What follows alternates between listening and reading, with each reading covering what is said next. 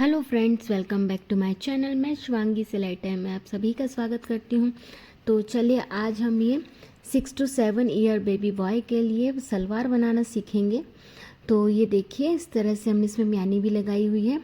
इसमें हमको करीब 1.5 मीटर फैब्रिक लगा हुआ है, 1.5 से 1.25 मीटर के करीब। तो चलिए इसकी हम कटिंग कर लेते हैं।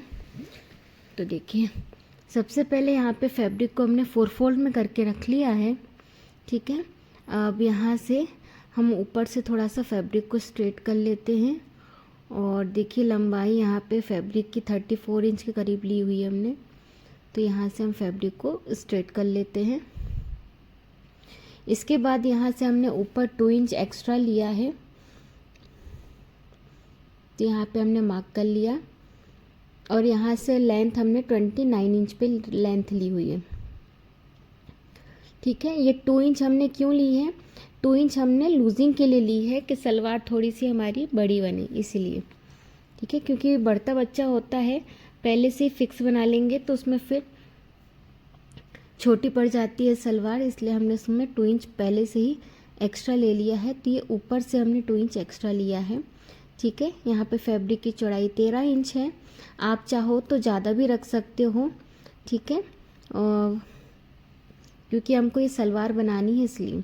और बेबी का यहाँ पे हिप 27 इंच था, तो उसका 4 पार्ट करेंगे। तो देखिए, यहाँ पे हमारा करीब 6.25 इंच के करीब आया है। 6.7 इंच के करीब आया है। ठीक है, तो यहाँ से हमने पूरा फैब्रिक ले लिया है 6.25 पे निशान लगाते हुए। उसके बाद फिर ये 7 इंच एक्स्ट्रा और मिल ही रहा था हमको, तो हमने पूरा फैब्रिक ले लिया है। और ऊपर से क्रॉच एरिया भी हमने 10.5 इंच पे निशान लगाया है। नीचे बॉटम फिटिंग 7 इंच पे निशान लगाया, और इसको इस तरह से तिरछा मिला लेंगे। जो नीचे हमने 2 इंच एक्स्ट्रा लिया था ना, तो उसको इस तरह से तिरछा मिला लेंगे।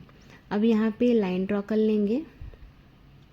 देखिए, इस तरह से लाइन ड्रॉ हो गया है। अब इसे हम कट कर लेंगे। तो देखिए, यहाँ से नीचे की साइड से कट करना है। तो नीचे 2 इंच हमने एक्स्ट्रा इसलिए लिया था कि वो तो आपको मालूम ही है, मोहरी फोल्ड करने के लिए लिया था, जिससे कि फैब्रिक मोहरी अच्छे से फोल्ड हो जाए, अलग से फैब्रिक नहीं लगाना पड़े। तो अब हमको इसमें म्यानी लगाना है, जैसा कि स्टार्टिंग में दिखाया था हमने। तो ये मेज़रमेंट आपने देख ही लिया होगा कि 5 इंच चौड़ाई में फैब्रिक है लगभग, और 17 इंच लंबाई में फैब्रिक है। इसे इस तरह से फोल्ड कर लिया। तो 4 फोल्ड में हो गया है। और इसकी चौड़ाई हमने यहाँ से 4.5 इंच के करीब रखी है, और लंबाई यहाँ से 8 इंच पे ले ली है, 8.5 इंच करीब। और इसको इस तरह से तिरछा मिला लेंगे। फिर ये देखिए, यहाँ से एक लाइन ड्रॉ करा, फिर यहाँ से हल्का सा राउंड शेप देंगे। हल्का सा मतलब 1/2 इंच के करीब कर्व देना है, और नीचे से 1/2 इंच का ये जो हमने लाइन ड्रॉ करा था, तो उसको इस तरह से हमने मिला दिया। अब इसे हम कट कर लेंगे। ये देखिए, यहाँ से 1/2 इंच का ही कर्व दे दिया नीचे से। तो इससे 2 क्रॉच एरिया हमारे ये निकल आएंगे, म्यानी के क्रॉच एरिया की म्यानी ये निकल आएगी। तो ये इस तरह से यहाँ पे जॉइंट होगी। ठीक है, तो देख लेते हैं। अब ये नीचे जो हमारा मोहरी था, तो यहाँ पे हमने कैनवास वाली पट्टी को इस तरह से प्रेस करके यहाँ पे सेट कर लेना है। ठीक है, तो जहाँ हमने कट लगाया था वहाँ पे रखते हुए इसे फोल्ड कर प्रेस कर लेंगे। फिर नीचे जो एक्स्ट्रा फैब्रिक होगा उसे फोल्ड करते हुए ऊपर की साइड पलट लेंगे। ठीक है, और म्यानी का भी देख लीजिए एक बार यहाँ पे आप अच्छे से, कि ये फैब्रिक को सीधा रखिएगा, फिर म्यानी वाले पोर्शन को सीधा रखिएगा। ठीक है, यानी कि रॉन्ग साइड ऊपर और राइट साइड अंदर, इस तरह से रखते हुए स्टिच करना रहेगा हमको। दूसरा वाला पार्ट भी यहाँ पे इसी तरह से रखेंगे। ये देखिए, ये वाला सेकंड वाला पीस भी हम इसी तरह से रखेंगे और यहाँ पे स्टिच कर लेंगे। तो चलिए अब स्टिचिंग देख लेते हैं। तो सबसे पहले हम नीचे मोहरी को फोल्ड कर लेंगे, और यहाँ पे हम डिज़ाइन बनाएंगे। ठीक है, तो दोनों साइड स्टिच करा, और इस तरह से देखिए ट्रायंगल हमको स्टिच करना है। यहाँ पे हमने ट्रायंगल शेप दिया हुआ है। इसी तरह सेकंड वाला पैर भी हम रेडी कर लेंगे, इसका सेकंड मोहरी। ठीक है, तो ये इस तरह से देखिए, इसका लुक इस तरह से आएगा, ये आपको दिख रहा होगा। तो इस तरह से इसकी डिज़ाइन बन गई है। ठीक है, ऐसे ही हम सेकंड वाला भी रेडी कर लेंगे। अब ये क्रॉच एरिया को स्टिच करते हैं।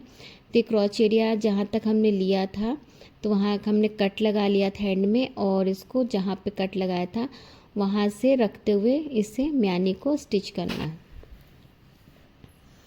तो देखिए इसमें आप ध्यान से देखते जाइएगा कि किस तरह से रखा है हमने। राइट साइड के ऊपर रखना है, ठीक है। फिर दूसरे वाले साइड पे भी क्रॉच एरिया म्यानी को रखना है। तो इस तरह से रखा हमने। तो देखिए यहाँ से रख दिया है। अब इसके ऊपर यहाँ पे हम जो हमारा सलवार का दूसरा वाला पल्ला था उसे इसके ऊपर रखेंगे, और क्रॉच म्यानी का जो ये सेकंड साइड वाला हिस्सा है उसे स्टिच करेंगे इसमें, ठीक है। तो राइट साइड अंदर है हमारी, रॉन्ग साइड बाहर है, ये ध्यान दीजिएगा सिलने के टाइम पे आप। तो ये दूसरा वाला क्रॉच एरिया का यहाँ पे हम म्यानी में अटैच कर लेंगे दूसरे सेल पैर का। तो देखिए इस तरह से इधर भी स्टिच कर लिया हमने, दूसरी साइड भी स्टिच कर लेंगे और इसे ऊपर तक सीधा मिला लेंगे। अब ये हो गया है, देखिए इस तरह से। अब इसे खोलने के बाद अब यहाँ पे हम फिटिंग दे देंगे, साइड फिटिंग। यहाँ पे नीचे के साइड 1 इंच का मार्जिन लेते हुए और ऊपर 1/2 इंच का मार्जिन लेते हुए स्टिच करेंगे। तो देखिए यहाँ से बराबर म्यानी यहाँ से, और ये इसको यहाँ से स्टिच कर लेंगे। तो ये हो गया हमारा यहाँ से स्टिच। अब ऊपर की साइड हमको प्लेट्स देनी रहेगी और बेल्ट लगाना रहेगा। तो देखिए यहाँ से हम ये इसको कट कर लेंगे म्यानी से म्यानी मिलाते हुए। देखिए इसे मिलाया और फिर इधर आके इधर से कट का निशान लगा दिया। अब बेल्ट के लिए देख लेते हैं। बेल्ट यहाँ पे हमने 4 इंच लिया है और चौड़ाई में 16 इंच लिया है, जो कि रेडी होके 15.5 इंच के करीब आएगी। यहाँ पे अब हम स्टिच कर लेंगे। और बेबी का हिप यहाँ पे हमारा 26 इंच है, तो उसके हिसाब से यहाँ पे हमने 4 इंच माइनस करके 22 इंच की इलास्टिक ली हुई है। ये देखिए 22 इंच की इलास्टिक ली है। इसे राउंड घुमाते हुए स्टिच कर लेंगे इलास्टिक को, और ये बेल्ट को भी स्टिच कर लेंगे। तो ये देखिए यहाँ से ओपन करने के बाद यहाँ पे भी स्टिच करा और ऊपर से 1/2 इंच का एक फोल्ड कर लेंगे। ये हो गया हमारा। अभी जो हमारा बेल्ट है तो सिलाई वाले पार्ट को साइड में रखेंगे, फिर उसके बाद इधर कट लगाएंगे, फिर इसको फोल्ड करेंगे और इधर कट लगाएंगे। तो इस तरह से ये हमारे 4 निशान हो जाएंगे बेल्ट में, ठीक है। अब बेल्ट को सीधा रखना है और सलवार वाले पार्ट को सीधे पे सीधा मिलाना है। इस तरह से देखिए सलवार का जो एक पल्ला लो और सीधे से सीधा मिलाओ। एक कट से म्यानी वाले हिस्से को सेंटर जो उसका है हमारा वहाँ से रखते हुए स्टिच करना चालू करेंगे।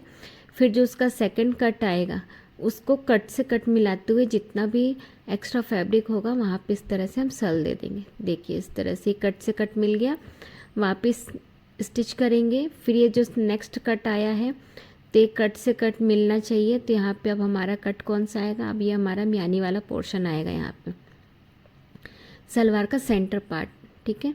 ये मिल गया। अब फिर से ही सेम प्रोसेस करेंगे और प्लेट्स का डायरेक्शन लेफ़्ट राइट इस तरह से लेना है। अगर आपने लेफ़्ट से स्टार्ट करा है तो राइट साइड, नेक्स्ट में राइट साइड लेना है, फिर राइट साइड है तो फिर नेक्स्ट में लेफ़्ट साइड लेना है, फिर राइट लेना है। इस तरह से अवर नवर करते हुए हमको प्लेट्स देते हुए इसे पूरा कवर कर देना है, ठीक है। तो ये इस तरह से हमारी बेल्ट रेडी हो गई है। और ऊपर से एक टॉप स्टिच लगा लेंगे बेल्ट में हम, जहाँ पे हमने स्टिच करा था तो उसके स्टिचिंग वाले को ऊपर करते हुए, और यहाँ पे हमने एक स्टिच लगा लिया।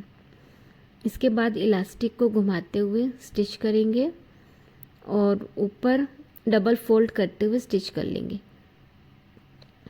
देखिए डबल फोल्ड करते हुए यहाँ पे हमने स्टिच कर लेना है। इसमें हमने ज़्यादा बड़ा बेल्ट ऊपर चौड़ा में नहीं रखा है, क्योंकि सलवार की लेंथ हमने पहले से ही ज़्यादा ले ली थी और कभी बाद में आपको सलवार की लेंथ और बढ़ानी रहेगी। तो देखिए बेल्ट को हमने डबल फोल्ड करते हुए पैक कर दिया है ना, इसे बाद में आप खोलकर सिंगल फोल्ड करके बेल्ट लगा सकते हो फिर, और तो इस तरह से आपकी 1-1.5 इंच की लंबाई और बढ़ जाएगी। तो इस तरह से देखिए सलवार बन के रेडी हो गया है। वीडियो पसंद आया हो तो प्लीज़ वीडियो को लाइक एंड सब्सक्राइब जरूर कीजिएगा, और इसी तरह और भी वीडियोस देखने के लिए मिलते हैं नेक्स्ट वीडियो में। तब तक के लिए बाय, थैंक्स फॉर वॉचिंग। तो ये देखिए इस तरह से सलवार हमारी रेडी हो गई है। और आपको जिस भी टॉपिक पे चाहिए हो तो आप कमेंट करके हमें बता सकते हैं। मिलते हैं नेक्स्ट वीडियो में।